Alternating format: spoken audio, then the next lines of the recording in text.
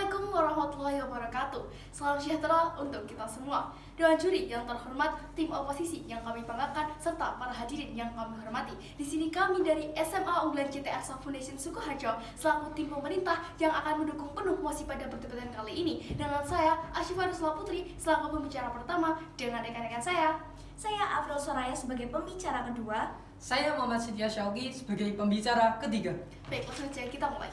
Baik, dewan juri yang terhormat, masih pada perdebatan kali ini yaitu tantangan kebaruan kurikulum. Sebelumnya kami dari tim pemerintah akan memberikan mekanisme agar arah debat lebih efektif. Yang pertama, kurikulum yang dimaksud adalah perubahan kurikulum yang sering terjadi di Indonesia. Yang kedua, pembahasan yang hanya difokuskan dalam konteks pendidikan di Indonesia. Yang selanjutnya, jika dilihat dari mosi yang sudah diberikan, kami dapat menyimpulkan bahwa ada 3 kunci dalam mosi tersebut yang akan kita definisikan. Yang pertama adalah kurikulum. Kurikulum adalah pengetahuan dinamis sebagai pedoman kegiatan dalam pembelajaran untuk tujuan pendidikan. Yang kedua adalah pembaruan. Pembaruan itu sendiri berarti perubahan suatu hal untuk mencapai kualitas tertentu. Yang ketiga adalah tantangan itu sendiri. Tantangan dalam proses pembelajaran maupun sistemnya itu termasuk rintangan. Salah satu tantangan dalam dunia pendidikan adalah dinamika paradigma yang terus berubah-ubah. Yang selanjutnya, dengan kesimpulan bahwa 3 hal tersebut menjadi satu kesatuan yang harus saling melengkapi. Selanjutnya, masih pada pertemuan kali ini menitik beratkan bahwa kurikulum memang membawa tantangan. Namun bagi kami tim pemerintah mengatakan bahwa tantangan ini adalah awal dari sebuah kemajuan. Kurikulum harus terus diperbarui agar bisa menyesuaikan zaman dan meningkatkan kualitas pendidikan. Yang selanjutnya, dewan juri, memang kurikulum yang sebelumnya telah memberikan dasar yang baik untuk pendidikan di Indonesia. Tetapi sebagaimana suatu program pastinya memiliki kekurangan dan kelebihan masing-masing, sehingga kurikulum yang baru ini datang untuk menyempurnakan kurikulum yang lama. Yang kemudian pembelajaran akan berpusat pada siswa. Kami dari tim pemerintah menyadari bahwa perubahan bukanlah ancaman tetapi peluang bagi kita semua. Harusnya ada evaluasi, kolaborasi, dan komitmen untuk memperbaiki, maka tantangan bukanlah suatu halangan, tetapi jalan untuk menuju pendidikan yang lebih baik. Kami dari tim pemerintah akan sejalan lurus adalah mendukung mosi pada perdebatan kali ini dengan beberapa argumen kami. Yang pertama, siswa diberikan kebebasan memilih untuk cara belajar dan mengekspresikan pemahaman. Dalam kurikulum yang baru ini, siswa tidak lagi dipaksa untuk belajar dengan cara yang membosankan, tetapi diberikan ruang untuk eksplorasi, untuk mengeluarkan kreativitas, untuk menginovasikan segala sesuatu. Maka kurikulum ini akan mendorong siswa untuk lebih kreatif dan berpikir kritis. Proses pembelajaran inilah yang menjadikan pendidikan di Indonesia itu menjadi lebih relevan untuk masa depan. Yang selanjutnya, yang kedua, kurikulum yang baru menggeser fokus dari hasil ke proses belajar siswa. Pendidikan saat ini tidak lagi hanya tentang angka dan nilai di rapor, tetapi prosesnya. Bayangkan jika sebuah taman memiliki beberapa bunga yang indah, apakah tidak ada tukang kebun yang merawatnya, tidak ada keaktifan tukang kebun yang merawatnya, menyiram dan menyuburkan tanahnya, apakah tukang kebun tersebut tidak berperan penting bagi bunga yang indah tersebut? Sama halnya dengan pendidikan, jika hanya nilai yang berupa angka yang dinilai oleh guru, maka bagaimana dengan keaktifan siswa di kelas, hal positif yang dilakukan, serta tanggung jawab yang diemban, apakah itu akan sia-sia begitu saja? Apakah akan hilang begitu saja? Tentu saja tidak. Proses itulah yang menjadikan karakter siswa itu terbentuk, kedisiplinannya, tanggung jawab, serta berpikir kritisnya akan terasah. Yang selanjutnya, memberikan ruang bagi seluruh potensi siswa agar untuk berkembang, bukan hanya sekedar angka di rapor. Selanjutnya, yang ketiga, terdapat ruang keleluasaan siswa untuk berpikir, mencipta, dan memanfaatkan teknologi yang ada. Mari kita bayangkan jika siswa dapat diibaratkan menjadi dari sebuah benih pohon yang kemudian ditanam pada pot yang kecil. Jika pot tersebut terus disirami, apakah akan bertumbuh dengan besar karena pot tersebut kecil? Sama halnya dengan siswa, jika diberikan ruang yang kecil dalam pembelajaran, maka siswa tersebut tidak dapat berkembang dengan baik. Tetapi jika diberikan lahan yang luas, diberikan ruang yang luas bagi siswa untuk berkreativitas, maka siswa tersebut akan berkembang dengan pesat, apalagi diseimbangkan dengan pendidikan yang diberikan.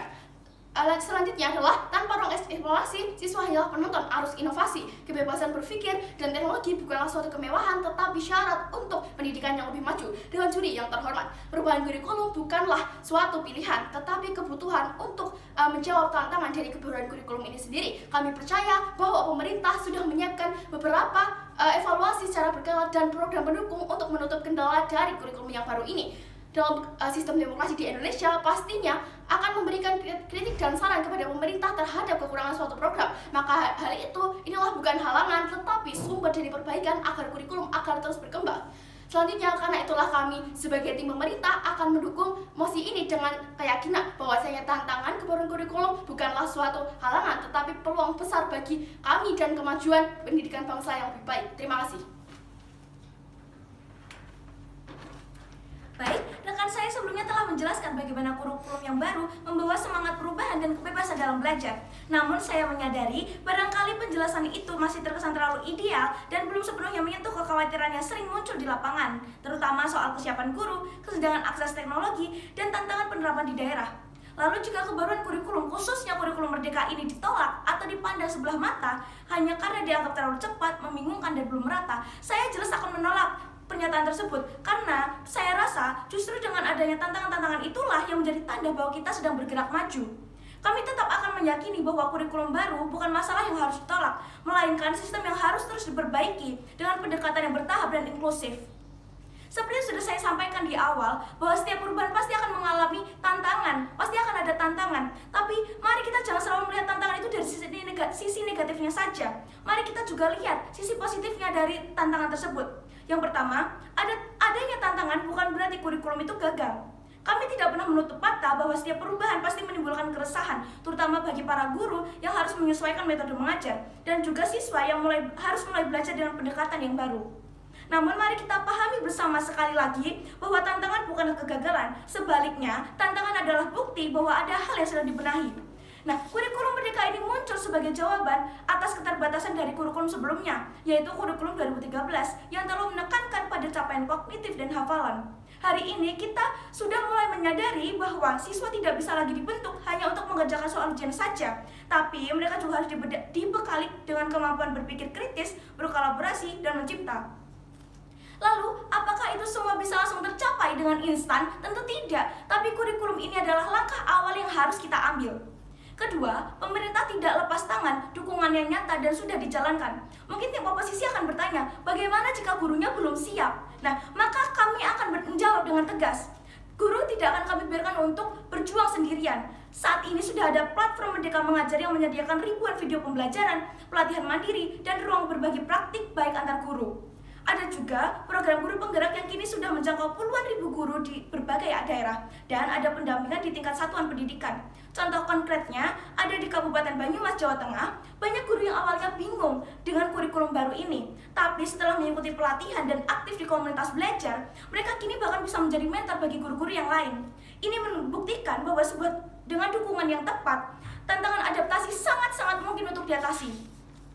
Ketiga, tidak semua sekolah harus berbasis digital. Kurikulum baru justru dianggap lebih fleksibel. Nah, tim lawan mungkin juga akan menyebutkan soal minimnya infrastruktur di daerah-daerah tertentu. Namun yang perlu digarisbawahi di sini, bahwa kurikulum merdeka tidak sepenuhnya tergantung pada penggunaan teknologi.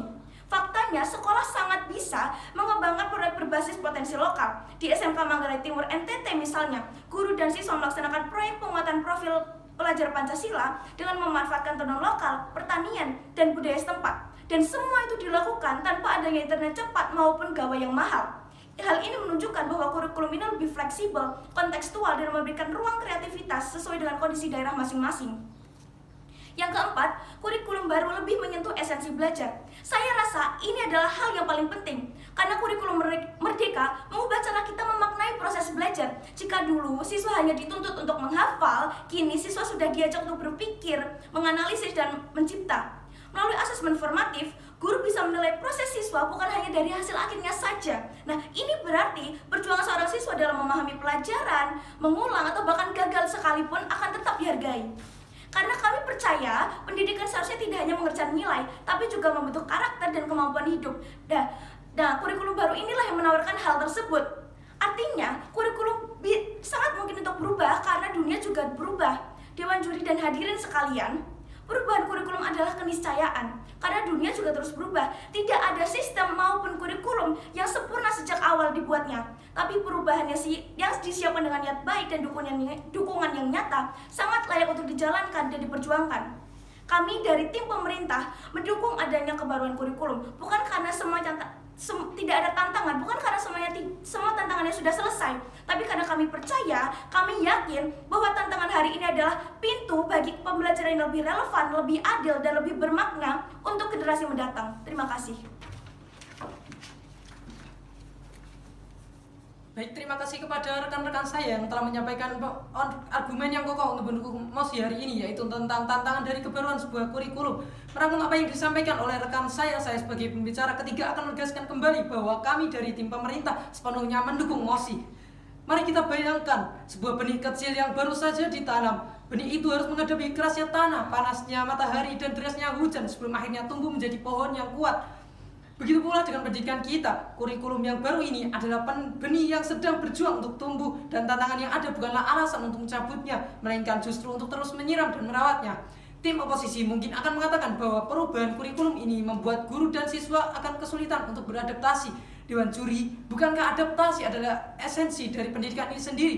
Bukankah yang menjadikan spesies kita dapat bertahan sampai saat ini adalah tentang kemampuan beradaptasinya? Dalam dunia yang terus berubah ini, kita tidak bisa berharap untuk bertahan hanya dengan metode yang lama. Justru, kurikulum baru ini dirancang untuk membekali siswa dengan keterampilan abad 21, yaitu dengan berpikir kritis, berkomunikasi, berkolaborasi, dan berkreasi. Dalam kebaruan kurikulum ini, tentunya siswa dan guru perlu waktu untuk beradaptasi. Mereka mungkin akan terjatuh beberapa kali, merasa kewalahan, atau bahkan meragukan kemampuan mereka sendiri. Namun, apakah kita akan menghentikan proses ini hanya karena ada rintangan tersebut? Tentu saja tidak. Justru dari proses inilah karakter dan ketangguhan akan terbangun. Seperti seorang pandai besi yang menempa baja, setiap pukulan palu yang keras bukan untuk menghancurkannya, melainkan untuk memperkuat dan membentuknya menjadi sebuah pedang yang tajam dan kokoh. Begitu pula dengan pendidikan kita, setiap tantangan yang ada adalah kesempatan untuk memperkuat fondasinya. Mungkin tim oposisi juga akan berargumen bahwa teknologi dan infrastruktur adalah penghalang terbesar. Namun, mari kita lihat fakta yang ada di lapangan sebenarnya. Kurikulum Merdeka justru memberikan fleksibilitas yang tidak bergantung penuh pada teknologi. Pendidikan tidak harus terhenti hanya karena ada keterbatasan teknologi. Misalnya, di SMK di Manggarai Timur, NTT, siswa tidak perlu wifi atau gawai yang mahal untuk belajar. Mereka menggunakan kearifan lokal seperti tenun dan pertanian sebagai media pembelajaran dalam proyek P5. Ini menunjukkan bahwa pendidikan tidak selalu harus berteknologi tinggi untuk berhasil. Justru, inovasi akan lahir dari sebuah keterbatasan, bukan dari sebuah kemudahan. Pendidikan harus mampu beradaptasi dan berkembang meski menghadapi banyak hambatan. Teknologi bukanlah sebuah penghalang, melainkan alat yang bisa disesuaikan dengan keadaan. Tentunya, dalam sebuah perbaruan kurikulum, pemerintah tidak hanya melempar kurikulum baru ini tanpa sebuah dukungan. Dengan platform Merdeka Mengajar, ribuan guru telah mendapatkan pelatihan dan sumber daya untuk meningkatkan kualitas pengajaran mereka. Selain itu, program Guru Penggerak telah menciptakan mentor yang siap membimbing rekan sejawatnya di berbagai pelosok negeri. Ini bukan hanyalah sekedar janji, tetapi bukti nyata bahwa pendidikan kita sedang bergerak ke arah yang lebih baik. Seorang pelatih pasti tidak akan membiarkan atletnya bertanding begitu saja tanpa sebuah latihan. Tentunya, pemerintah kita telah menyiapkan fondasi yang kuat agar para pendidik tidak berjalan sendirian dalam perubahan ini. Mereka diberikan bekal, panduan, dan dukungan untuk memastikan setiap langkah menuju perubahan ini penuh dengan keyakinan. Solusi yang kami tawarkan untuk tantangan yang muncul karena kebaruan dari sebuah kurikulum ini adalah: yang pertama, masyarakat sepatutnya menerima perubahan kurikulum yang ada, dan jika ada hal yang dirasa kurang sesuai dan kurang memadai, bisa kita jadikan sebuah evaluasi. Evaluasi inilah yang dapat menjadi aset berharga bagi kita dan dapat diterapkan di kebaruan-kebaruan yang ada selanjutnya, sehingga kita dapat tumbuh dan berkembang dan membawa perubahan yang lebih baik. Yang kedua, pemerintah dapat menentukan acuan ataupun blueprint arah pendidikan yang diinginkan dalam jangka waktu yang panjang dalam sebuah kebaruan kurikulum. Misalnya, dengan mengadopsi nilai-nilai yang sesuai di dekade yang lama yang dapat diadopsi ke kurikulum yang baru. Sehingga, jika suatu saat terdapat pergantian menteri pendidikan di dalam pemerintahan, dapat mengatasi kekhawatiran masyarakat yang seakan-akan dipermainkan dengan perubahan kurikulum ini yang disebabkan karena adanya pergantian menteri pendidikan di pemerintahan. Lalu pada akhirnya diharapkan dapat mengatasi stigma masyarakat tentang ganti menteri sama dengan ganti kurikulum. Dewan juri dan hadirin sekalian, perubahan adalah tanda sebuah kehidupan. Perubahan adalah aspek yang penting dalam sebuah kehidupan. Pendidikan yang tidak berubah akan membusuk dalam stagnasi. Kurikulum Merdeka bukanlah akhir dari sebuah perjalanan, tapi awal dari sebuah transformasi yang besar. Tantangan yang ada bukanlah untuk ditakuti, tapi untuk dihadapi. Jika kita terus takut pada perubahan ini, kita sama saja seperti kapal yang memilih berlindung di pelabuhan daripada berlayar ke samudera yang luas, aman tapi tak pernah mencapai tempat yang lebih baik. Oleh karena itu, mari kita harus Mari kita terus mendukung perubahan ini. Mari kita biarkan pohon pendidikan ini tumbuh, mengakar kuat dan berbuah lebat untuk generasi mendatang. Karena pada akhirnya tantangan bukanlah sebuah penghalang, melainkan batu loncatan menuju sebuah kemajuan. Sekian, terima kasih. Sekian dari kami. Wassalamualaikum warahmatullahi wabarakatuh.